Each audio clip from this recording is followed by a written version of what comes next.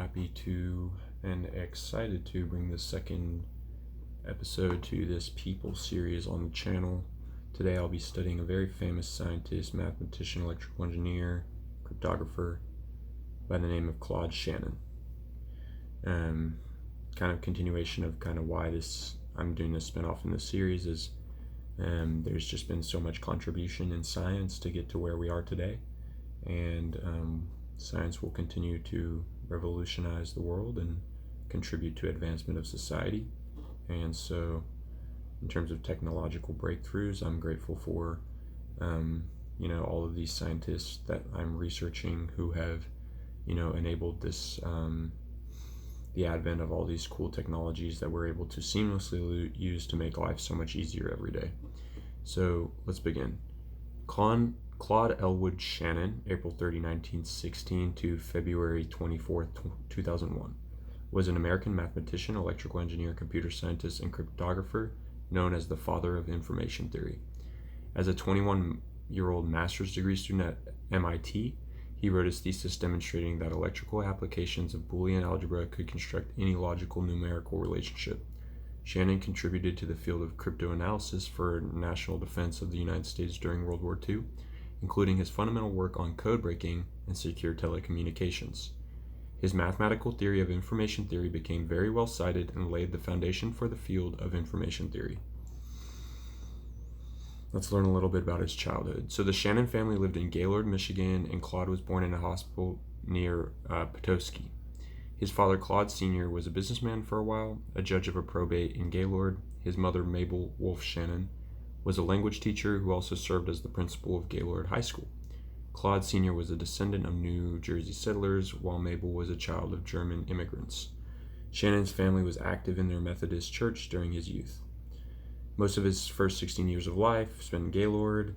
Graduated from Gaylord High School in 1932. He showed an inclination toward mechanical and electrical things. His best subjects were science and mathematics, and at home he constructed such devices as models, planes, radio-controlled model boats, barbed-wire telegraph system to a friend's house a half-mile away. Wow, that's really interesting. While growing up, he also worked as a messenger for the Western Union Company. Shannon's childhood hero was Thomas Edison, whom he later learned was a distant cousin. Logic circuits. So he went to University of Michigan. He was introduced to the work of George Boole. He graduated in 1936 with 2 bachelor's degrees, one in electrical engineering and then the other in mathematics. 1936, Shannon began his graduate studies in electrical engineering at MIT, where he worked under Vannevar Bush's differential analyzer, an early analog computer. While studying the complicated ad hoc circuits for this analyzer, Shannon designed switching circuits based on Boolean concepts. He wrote a master's degree thesis, a symbolic analysis of relay and switching circuits. A paper from this thesis was published in 1938. I'm not going to go on to continue reading all of this, but he did provide a lot of foundation for the digital logic circuits that make up many of our devices today. He did a PhD in mathematics, received in 1940, defended in 1940. He became a looks like there were some other people after him after his research. Okay. His PhD thesis was called An Algebra for Theoretical Genetics. Interesting.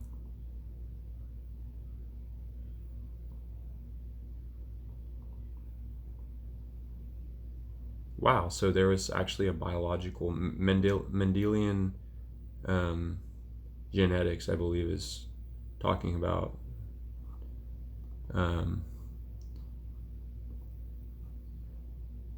biologist, mathematician. Mendeleev, I believe, did the seed experiment, right? Kind of showing that certain traits are inherited. Sorry, I got a little lost there trying to remember who Mendelian was from my biology class. This research resulted in Shannon's PhD thesis. He became a National Research Fellow at the Institute for Advanced Study in Princeton, New Jersey. Opportunity to discuss his ideas with influential scientists and mathematicians such as Hermann Weyl and John von Neumann. He had occasional encounters with Albert Einstein and Kurt Gödel.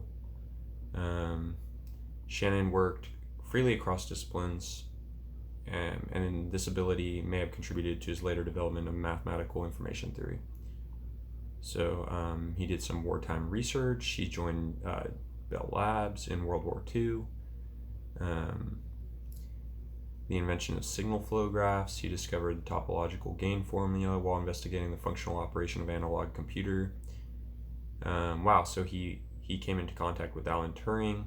Turing had been posted to Washington to share with the U.S. Navy's cryptanalytics service the methods used by the British government code in cipher school at Bletchley Park to break the ciphers used against the U-boats. Cannot pronounce the Kriegsmarine, maybe. He was also interested in the encipherment of speech and spent time at Bell Labs. Shannon and Turing met during tea time in the cafeteria. Wow. Turing showed Shannon in 1936 that his 1936 paper, which is known now as the Universal Turing Machine, that impressed Shannon, as many of its ideas complemented his own. Very neat. So just two incredibly bright brains coming together and kind of bouncing off ideas. I can only imagine how cool that would be. Information theory, right? So kind of the backbone of the world today. 1948, the Promise Memorandum appeared as a mathematical theory of communication, an article in 2 parts in the July and October issues of Bell System Technical Journal. Work focused on a problem of how to best encode the message a sender wants to transmit. Shannon developed information entropy as a measure of information content in a message, which is a measure of uncertainty reduced by the message. And so he essentially invented the field of information theory. Very cool. I'm not going to go through all the way through this, but I'm just going to show a few more things. He returned to MIT and worked in the research laboratory of electronics, continued to serve on the MIT faculty until 1978. He developed Alzheimer's disease and spent the last few years of his life in a nursing home. And he died in 2001, survived by his wife, a son and daughter, and 2 granddaughters. Hobbies and inventions. So he was interested in juggling, unicycling, and chess. Wow, so interesting. He also invented many devices, including a Roman numeral computer called Throwback and juggling machines. He built a device that could solve the Rubik's Cube puzzle. Shannon designed the Minivac 601, a digital computer trainer to teach business people about how computers functioned. It was sold by the Scientific Development Corp starting in 1961. He is also considered the co-inventor of the first wearable computer, along with Edward O. Thorp. The device was used to improve the odds when playing roulette. He had 2 wives, it looks like, or he had a wife that divorced, and had another wife, Betty Shannon, and they were married, and they had 3 children. It looks like he ended with her, and looks like Betty was a huge assistance or part of some of his most famous inventions. So there are some statues and tributes to the man that kind of changed the world in so many ways. And then it kind of talks about even more work. So this guy was just prolific. Like, can we just be in awe about how much this guy accomplished in one lifetime? Like, he just did so much work. Very grateful for the work that Claude Shannon did, and just to even have a Wikipedia page to kind of look at all of those cool things. So now I'm just going to pull up ChatGPT and really we kind of got the bulk of the lesson, but I just have one prompt, and that's kind of just to cross-correlate my learning. Not cross-correlate, but kind of to check out and see if we can discover anything new, or kind of just see if we can get a basis of similarity, similar things that we got from the Wikipedia. So Claude Shannon was a pioneering mathematician and electrical engineer known as the father of modern digital circuit design theory and the father of information theory. Here are some interesting facts about him. Information theory pioneer, Shannon's landmark paper, A Mathematical Theory of Communication, 1948. He laid the foundation for information theory, which revolutionized the study of data transmission and storage. Binary code. He demonstrated that any logical or arithmetic operation could be represented using binary algebra, which is fundamental to modern computing. The bit.